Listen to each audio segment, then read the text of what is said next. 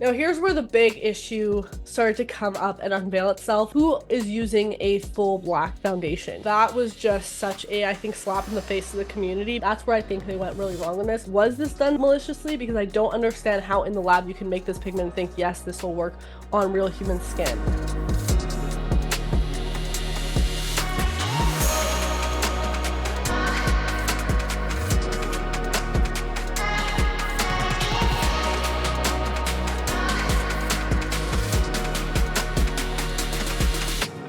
It's time to get loud. Welcome back to Loud Talk with Lavi, a podcast where we break down the walls of beauty standards one flaw at a time.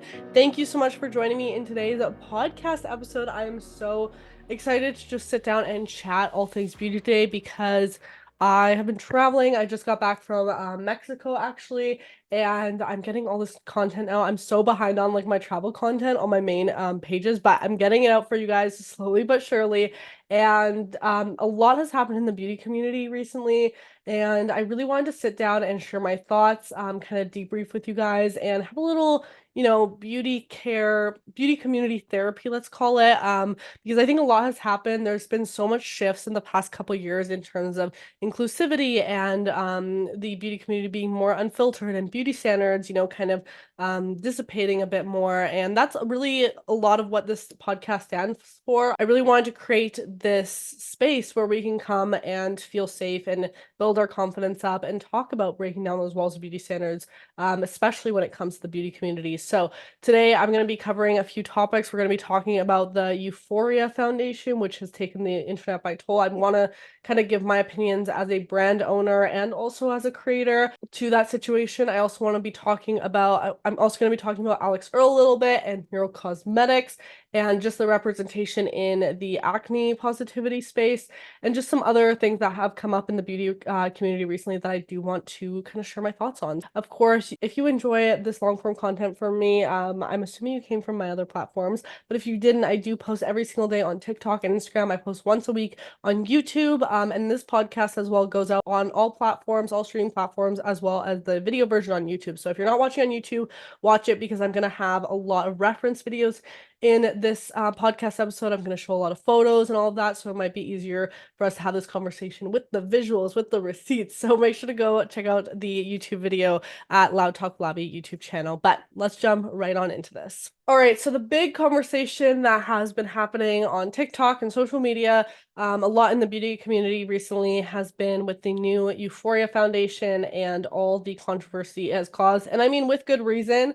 So to give a little bit of background, Youthforia came out with this foundation. I think it was called like the All Day. I think it was like the All Day Foundation or something like that. The Date Night Skin Tint Serum Foundation. So I actually reviewed this foundation when it came out because it was marketed to be a foundation that you could actually sleep in. That's why it was called the Date Night Foundation, because it was supposed to have a lot more skincare benefits than it was like makeup. And a lot of people asked for me to review this because they wanted to see how it applies on my textured skin. So I was like, yeah, of course, let's review it. I got it sent to me in PR, but of course, it wasn't a sponsored video. I reviewed the foundation, and as I was trying it, I took a look at their website and I was like, yeah, this shade range is really limited. I did mention that in my video, and people were commenting that on my TikTok as well, being like, looks good, but the shade range really sucks. And I was like, yeah, you are totally right in this. The shade range was really very, very light, and then just a few like deeper shades. But what was interesting, and I think the frustration that comes from people in this situation, is all the light shades had the different undertones to them. They had neutral shades, they had more pink shades, more yellow shades for those light skin tones. But then not only did we not see those different ranges in the deep skin tones, but we did not see a deep range in this foundation at all. I think it went to like a medium shade range, if I'm remembering this correctly. So I think originally they had 5 darker shades, which you can't even call them like darker shades because they were, I would say, more of like a medium tan.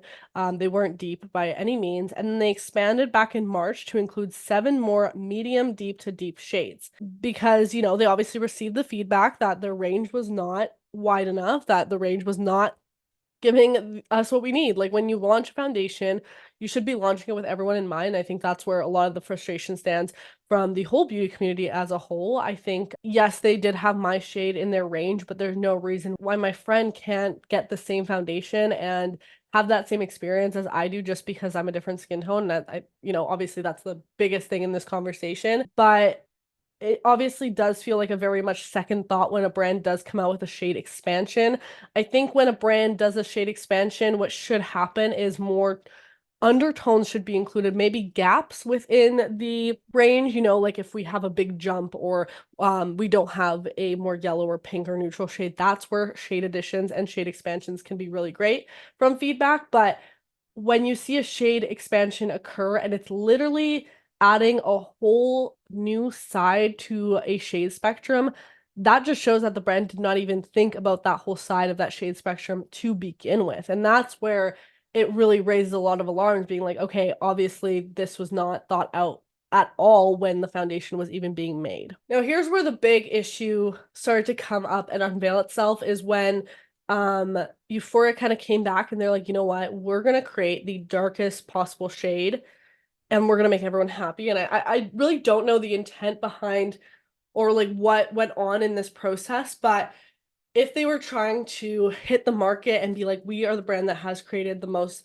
like the deepest foundation shade out there, I don't know if that's what they were trying to do, but they definitely missed the mark, because if you're not updated on everything, basically they came out with their shade 600, which with no exaggeration is literally fully black pigment. And not only does it look this way, but if you look at the actual ingredients, you can see, so in foundations, you'll see color pigments. They're usually just different iron oxides, and you'll usually see a mix of like blue, red, yellow, and white, because that's how you make color. That's how you mix pigments. You mix your primary colors and then white to adjust the tone. In their deepest shade 600, you'll see in the ingredient list that it says CI 77499, which is the color code for black iron oxide. That's literally what it is. So it's pure black pigment that is in this foundation. And a lot of people online came kind of to Youthforia's defense here, because they were like, well, maybe they launched this to be a mixing shade. I'm sorry, but there is no world that exists where this could be a mixing shade, because you cannot mix black with a tan light brown foundation, because it will just turn it gray and muddy. Think back to like your paint classes in elementary and stuff.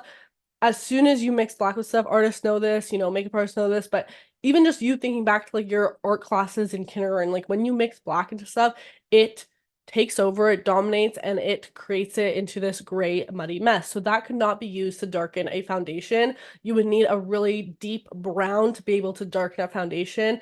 And even there, these tones and undertones need to be considered. You can't just, well, one, who is using a full black foundation? You would use that, you would use like a full black eyeliner or something like that. But that was just such a, I think, slap in the face of the community, because it's like people were asking to be included and they were wanting a deeper shade. It almost feels like Youthforia was like, here you go, here's your deepest shade. We can't go deeper than that. This is pure black pigment. And that is what is really disgusting to see, because it's like, was this done maliciously? Because I don't understand how in the lab you can make this pigment and think, yes, this will work on real human skin. Now, a lot of people are also confused because they were really trying to come out here and be like, this shade is so deep, it was really hard for us to even find models. And the models they did use, they're like, we found these random guys in the mall, and then they were applying the foundation on them. And one, you couldn't barely even see the foundation being applied on them. The smallest amount was being used. And two, that shade 600 did not match these guys. Like, in no way,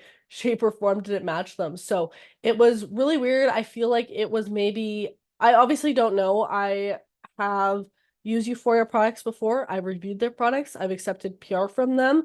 But at this point in time, I'm very confused by their intentions, and I don't understand where this came from, and if it was like a rush process of like, let's just get the shade out here to make people happy. But I just don't understand how that was done in this way, unless it was to create this craze of what people are talking about. But that I also don't understand. Like, I know people always say like good, bad publicity is still publicity, but how are they going to come back from this? Because people are so upset with them, and I just feel like if anyone uses Youthforia from here on out, like, they will be canceled, because the brand has just taken it too far with this. So I don't know how that's going to play out. I really, really don't. But instantly, it took a huge hit on the internet. People were comparing it. Gloria literally did a video where she swatched black paint on one side of her face and the Youthforia shade 600 on the other, and literally they were the same shade because, as I mentioned before, the pigment used in the Youthforia foundation is straight up black. And what I find interesting is on the other side of the shade spectrum, I actually noticed this when they sent me the range. They sent me like 3 shades that they thought could maybe match me. And one of the shades they sent me was so, so light, probably one of the lightest foundations I've ever see, now I was a bit more tan at this point. I'm not like that fair. I usually go for like a neutral, ivory, that kind of shade range. I'm usually like a couple shades into the foundation mix. But that light shade I did give to one of my friends who is super pale, and I was like, wow, this foundation is actually goes very, very light. So I found it interesting that they're trying to, have all this diversity of different shades and all that in the light section, but not when it goes deeper. And not, I can't even say like deeper because the shade range at first, the original shade range barely even hit that like medium complexion. And obviously, there's a lot of issues in the beauty community with this. There has been for years, but I think at this point in time, especially as a new company, a newer company, like Youthforia is not huge. They're still making their ways into like becoming bigger.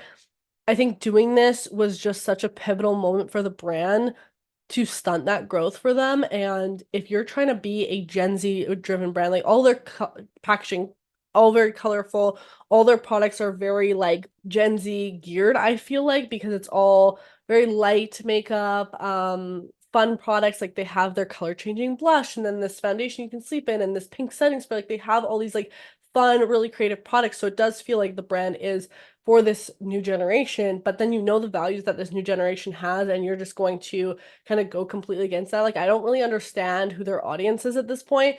And what I also don't understand is they have investors, right? Like, we know right off the bat, they've been on Shark Tank. Mark Cuban is invested in the company. Like, how is this all going to play out? How is he like, what is his say in all of this? I'm really curious. Obviously, we don't have those answers, but I am very curious to how that is all going to go down. Now, my opinion here. So, lots of people were saying, Youthforia should have went back to the lab, done this testing, actually applied it on real human skin, and they would have obviously seen that this is not a color that could be used by anyone, really. And my whole thing is people were comparing them to brands like Fenty, Rare Beauty, NARS, all these huge conglomerate brands, and saying like, look at their shade range coming out with 40 plus shades and you're not doing this. Like, it's 2024, we need to get better at this.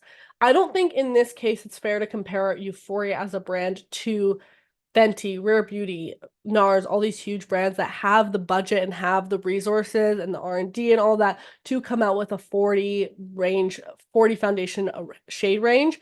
But that does not excuse the point. And I think because of that, if Youthforia did not have the budget, which I'm assuming they didn't, to do a 40 shade range, don't come out with a foundation. Don't come out with a foundation. And the thing is, I think if they even just came out with, let's just say 10 shades. Okay, let's just go really on the low side, 10 shades of foundation, but they had 10 shades evenly dispersed across from fair, fair to deep, deep, deep.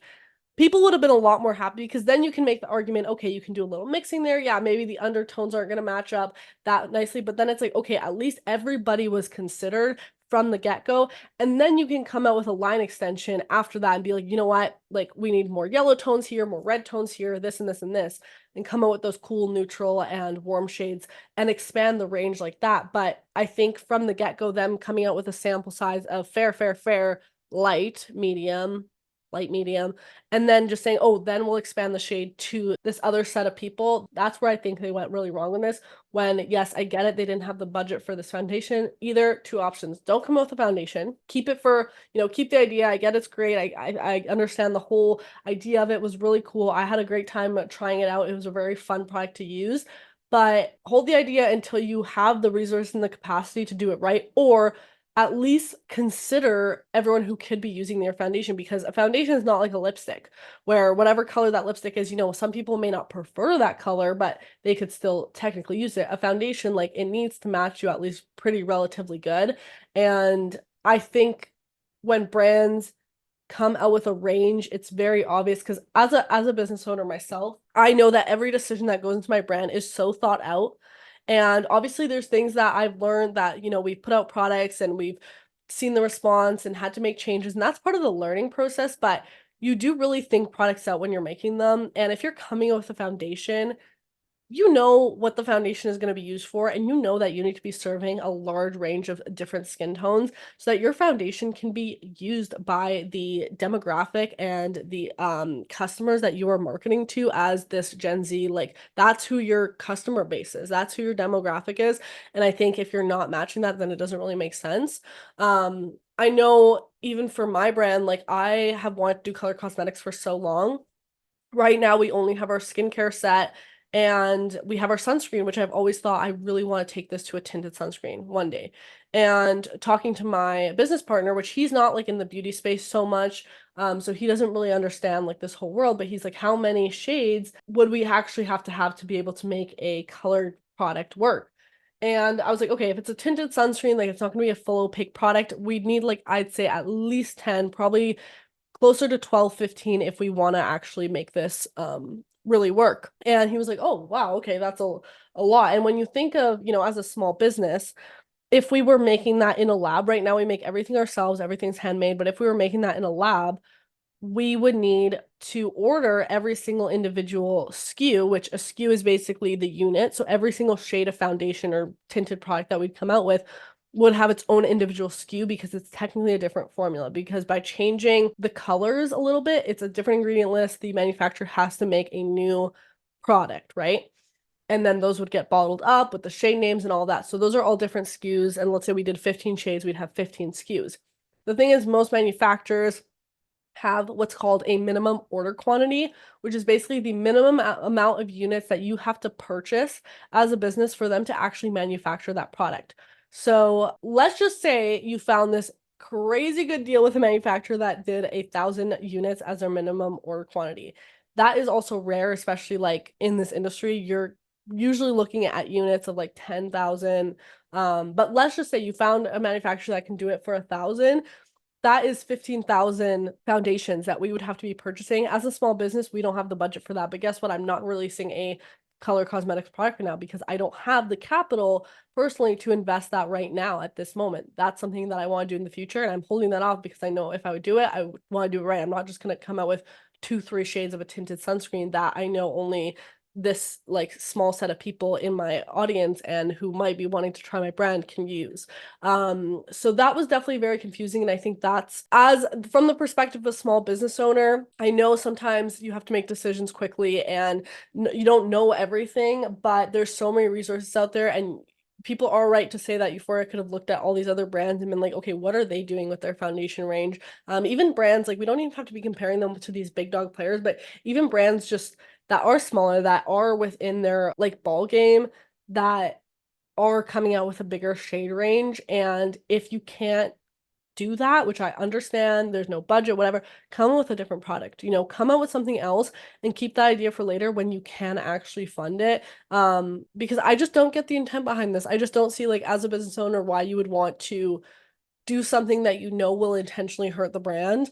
Because there's no world where I can see that they manufactured that foundation, bottled it up, and said, this is going to be our next big hit. Like, we are gonna go big with this. Like, I just don't see that happening. But when they were initially met with, the complaints about the 15 shades not being a large enough shade range, the CEO of the brand said that this launch was a proof of concept and was only used as a test to see whether the product would be successful. I don't see that being the case because in my eyes, and again, these are my opinions, I may be wrong in this, but in my eyes, if you're gonna prove something as like to test a concept, proof of concept, why not come out with 15 shades that are, again, as I mentioned before, across the board, and then fill in the gaps of like the different tones, more yellow, more neutral, more pink, like all of that later on if you're just trying to prove the concept. Because I get it, you can't come out with 40 shades off the get-go.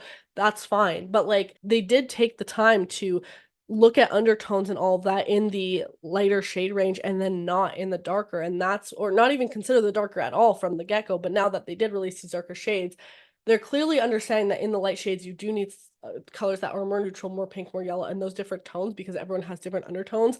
But then in the deep shades, there's like, here's your 5 deep shades that don't have that diversity in the tones. So it's like a very mismatch there, and it does feel very purposeful, I feel like. And I understand why people are feeling the way that they are. I think even myself, I got really fired up when I was seeing all this because I'm like, there's no way, like, I just couldn't comprehend how this was even happening and how you release this and you think, okay, this is going to be good, unless there was some weird reasoning behind it. I just don't, I can't even begin to understand this.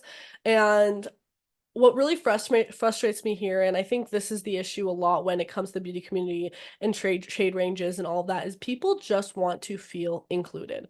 People just want to feel like they can be part of this community, the beauty community as a whole, and we are one big community. Because I think makeup, and the one reason so many of us fall in love with it, why I fell in love with it, is it was an escape for me. It was a creative outlet, and it was a way for me to just be creative and feel beautiful in my skin and bring out my best features. And when you feel that the beauty community is discluding you, it hurts, and it feels like, okay, I can't be a part of this because I'm not enough for this. I'm not this, and this. Obviously, I have a fair skin tone. I've had foundations available to me for the most part. Maybe some foundations run too dark, so they don't release lighter shades, but for the most part, I have most of the foundations out there that from brands that work on my skin tone, but that's not the reality for so many people because they have to hunt and struggle and look at high-end products and pay all this money to get just a foundation that matches them. And I think that's something that just shouldn't be happening. Obviously, like, this shouldn't be happening. Everyone should feel included in this industry and in the beauty community. And I know for myself, there was such a long point in time where I didn't feel included. And I think just now I'm starting to feel a bit more included in the fact that I have acne, I have imperfect skin, and I felt really excluded from the beauty community for a very long time because of that. Because growing up, I only saw people with perfect clear skin in makeup ads, in makeup campaigns, at Sephora on the posters. Like, I never saw people with my skin showcasing products, showcasing beauty, and being that image of a glam look, because all you saw was filtered, clear, smooth, flawless glass skin.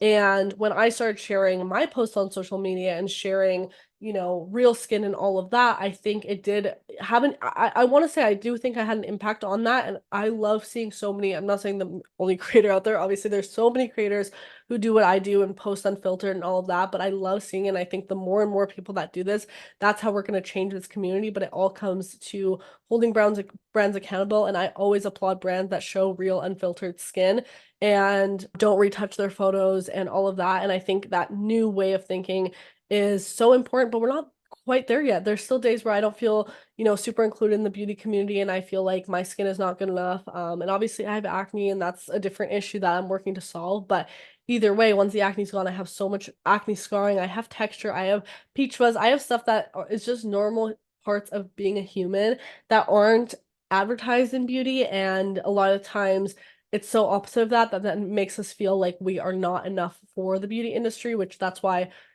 with the name of this podcast too, like, I wanted to get loud about these things and work on breaking down those walls of the beauty industry, and beauty standards, because they really mess with you. And I think really what we all want is to feel included and to feel human. And I think that is like the basis of all of this. That's how I felt too with my skin. I'm like, why am I feeling ashamed, and why am I being like excluded for just the way that my skin is, like, as a normal human? So yeah, that's, I think, a big part of the conversation. And kind of leading into the next topic that I want to talk about is Hero Cosmetics. I love Hero. I love Hero with my whole heart. I've worked with them lots. I love their pimple patches, but I did want to give my thoughts on their recent announcement of their new face of the company, their new, like, brand.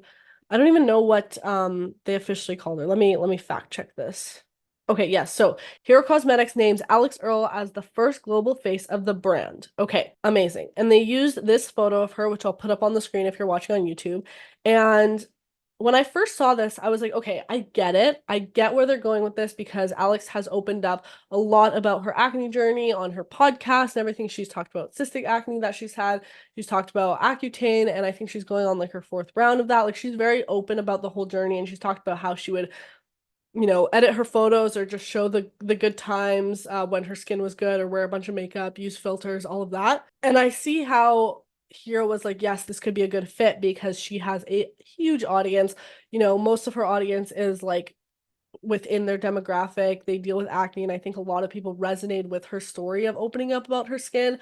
So I think the matchup was great. I think, with her audience and her talks about her skin, and then Hero, I think that was a really good matchup. But I can't not lie and say that I wasn't disappointed when I saw the campaign photo come out, because her skin could not have looked more perfect in that photo. And I'm not saying she had to be in this campaign with cystic acne because I know she's cleared a lot of that up, but I would have just loved to see her raw, real skin holding the pimple patches or at least having a patch on or something. And to see that this photo, I don't know if she's wearing makeup or if it's retouched. I really don't know. I really don't know if it is, but I just would have, when you can see real skin. And even if someone has the most flawless, beautiful skin, when it looks real and you can see the lines and the little pores and a freckle here and there. And that just wasn't shown in the photo. It did. To me, it looked like either she was wearing makeup or the skin was retouched, because I also know that she does have some acne scarring on the sides of her face from watching her podcast. So there was a mismatch there to me of what her skin may actually look in reality versus this photo.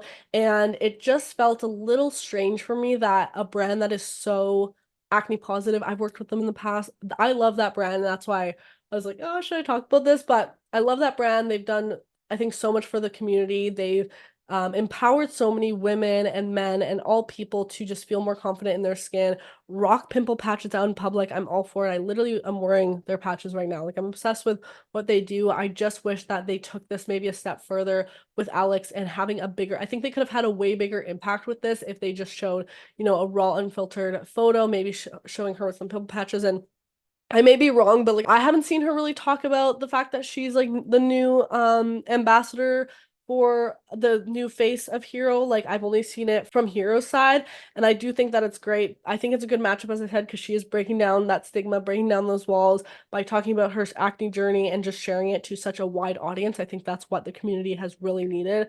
She's been very transparent about it. She's also just been transparent about her use of filters and her use of makeup and editing photos, and I think that is really what this generation and her following needs, and I really, really applaud her for doing so. Oh, and I guess she did say some more. So she said, I couldn't be more excited and honored to be the first ever global face of Hero Cosmetics. When it comes to my skincare journey, it took a while to find something that really works for me. As someone who has openly struggled with acne since middle school, I know how emotionally frustrating and defeating it can feel when you can't find a product that works. I was first introduced to Hero a few years ago, and their pimple patches instantly became a part of my daily routine. Okay, so she does use them daily. That's awesome. So proud to work with a brand like Hero that promotes skin positivity and confidence. Okay, and the CEO, which I absolutely love. I keep saying this because I do have so much love for this brand, but this was something I noticed and wanted to speak on. The CEO said, we are so proud to welcome Alix as Hero's first ever face of the brand. We admire Alix's honesty about her acne journey and her confidence. She has been a fan of Hero and has shared her solutions with her audience on her own numerous times. This organic brand love makes Alix the perfect person to be the first ever face of Hero, and we are ecstatic. So yeah, it looks like she does love the brand organically. That is awesome. I mean, I don't see like every single one of her videos, but I think that's a great matchup there.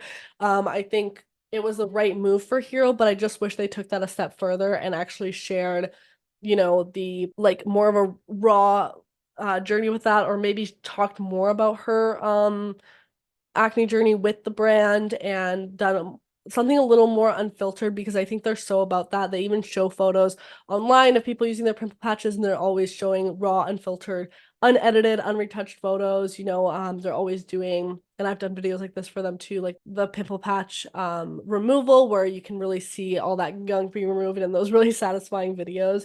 And I think that's really who they are as a brand. So this was a bit of like a question mark for me when I saw this, because I was like, I wasn't questioning the actual campaign and the matchup of, who they chose to be the face. I think it was a great matchup there, but I do think that they could have maybe done the photos to make them a little more real and raw, and I think that would have maybe resonated with people a lot more, because even this photo, like, yes, she's holding the pimple patches, but maybe even her just wearing one and the skin being, more real and just less like so perfected. I mean, she's gorgeous and her skin looks beautiful too. I've seen her in her podcast, like her skin does look really gorgeous. I just wish this photo was, yeah, I definitely feel like she's probably wearing makeup in this. Like, you can kind of see it. Yeah, she's definitely wearing makeup in this, and I just wish that this photo was a little more raw and real, especially for the brand that Hero is and everything that they support. But yeah, I would love to see more brands do things in the space that are just that break down those walls of beauty standards and that just show real skin more. And I think if brands start doing it more, I truly think it will have such a resonating impact with customers. Because I've even posted videos where I'm like, what if makeup ads look like this? And I really show the up close and personal and every pore on my face. And people are like, I sometimes get the few comments, people are like, why would I buy this if like you're not showing me that this product could be make my skin look perfect? But that's not like makeup and skincare will never make your skin look perfect and like inhuman. You'll never get that glass skin look unless you're literally retouching your face, in my opinion. Like you're always gonna look like a human. No matter how perfect and clear your skin is, there's going to be those human attributes to it that just come with having real skin. And I think if brands leaned into that more and just showed their product unfiltered, I do think it could have a really positive impact on consumers, on mental health, on all of it. And that is definitely something that I would love to see more of. But I'm curious about your guys' thoughts on this. I know Alix Earle recently did a video, I think it was with Allure, and she did her makeup routine, and you could just tell like it was not, that video wasn't filtered. And yes, YouTube videos can be filtered, especially the Vogue ones.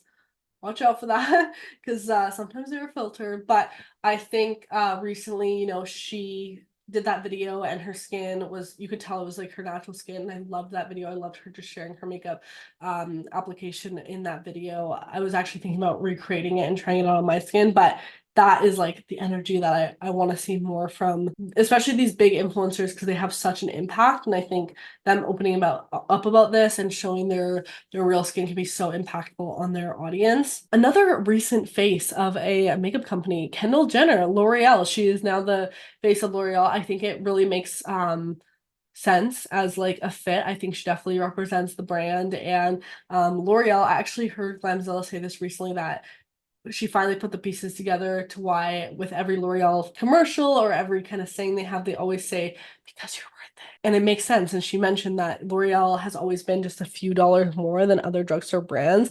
And it's kind of that luxury touch, that luxury feel on the drugstore brands. And it's just like that message of like, spend the extra little coin, get yourself something nice and more quality feeling because you're worth it. So I thought that was kind of funny and cool, but she did just upload a Vogue makeup tutorial where she did like this spring French girl look, which I absolutely loved. I actually went to Paris a few months ago and I did not want to come back from there. I just started posting my content from Paris and I was obsessed. Like I literally was obsessed with wearing red and doing red lipstick and red cheeks and just the makeup look of that Paris makeup look. I loved it so much. And in this Vogue video she posted, you can totally tell that she is makeup free and that also it's not filtered. And I absolutely love this because you can see her real skin. You can see her freckles, some little spots and darkness, like a little darkness under her under eye. And again, there's nothing wrong with that. She looks absolutely stunning in this, but you can also tell it's real. And I think it's very relatable. And even though she's this high profile celebrity, you can watch this video and relate to her as a woman and see those things that maybe you look at as flaws in yourself and look at her and be like, wow, she looks so beautiful here. And it's like, hey, I also have a spot here or there, and I also can look beautiful and follow this makeup routine. And I think when we have makeup routines like this, then the final result too, we're not sitting there feeling disappointed, being like, wow, why don't I look as perfect as they did with their makeup on? And that's because a lot of these videos we see are retouched and filtered. But when we see videos like this that aren't, then we get that final look and we're like, yeah, I'm looking great too, and I'm looking just as beautiful. And I think it just creates this way more positive energy around the beauty community because that's what it should be about. And I think she looks stunning in this. I think the matchup with L'Oreal makes sense here, and I do like that they are showing her in this light of being unfiltered. I think that is great, and I would just love to see that more. I know she's struggled with acne as well. She's talked about that, and it really humanizes, I think, celebrities when they do talk about their skin struggles, because a lot of us just don't see them in that space. We always see them so retouched and so perfect. So seeing her show her real skin on camera and do her makeup routine with L'Oreal, I think that was a really good matchup. And it was really refreshing to see. It was really, really refreshing to see, especially from like such a big celebrity in the beauty industry. But yeah, those are some recent things that I've been seeing in the beauty community that I wanted to touch on. I think a lot of this has to do with just feeling included, feeling beautiful, and feeling like you're part of something, which I think is what the beauty community should be. And sometimes that doesn't always happen, but I think it's up to us as people to talk about these things, bring up our opinions. It's up to, the big influencers, the big celebrities to represent these things and make a change in the beauty industry. I think that's the only way that these things will actually happen. I'll keep doing my little thing over here in the Loud Talk corner, working to break down these walls of beauty standards, one flaw at a time, of course. But thank you so much for joining me in this episode. I want to hear your guys' thoughts. So if you're watching on YouTube, make sure to comment down below what you think of this episode and any of these topics. If you did like this type of episode where we deep dive into like actually what's happening in the beauty industry, let me know, because I've never really done an episode like this. So I thought it was kind of fun. It was nice to chat about this and get some of these thoughts off my chest. But let me know what you guys think. Let me know what guests you want to have on next, what topics you want me to cover. I'm super open to any of your suggestions here. But thank you again for listening to this episode. It means so, so much. If you want to hear more from me and the Loud Talk podcast, we do post every single Sunday at 7 a.m. MST on YouTube, Spotify, Apple, and all streaming platforms. If you are listening in on any of those streaming platforms, make sure to give this podcast a 5-star rating and follow the podcast as well. And if you're watching on YouTube, make sure to give the video a big thumbs up and subscribe so you don't miss out on a future upload. You can find all my other socials at Lavinia Rusanda on YouTube, TikTok, Instagram, and my brand is at 9to5skin.com. But yeah, that is all. I love you guys all so, so much. Of course, remember to tell yourself something you love about your skin today, because you deserve it and you are worth it. You right there, you are absolutely gorgeous. And just remember, it really just takes breaking down the walls of beauty standards one flaw at a time. We really are here to create our own beauty standards. And I really just want you to physically go to the mirror and tell yourself something you love about your skin today. I think we should all do that every day. It's such a good daily affirmation for yourself and such a good daily exercise. But yeah, that is it for this episode, guys. Thank you so much for hanging out with me, and you'll hear from me in the next episode of Loud Talk with Lavi. Bye, everyone!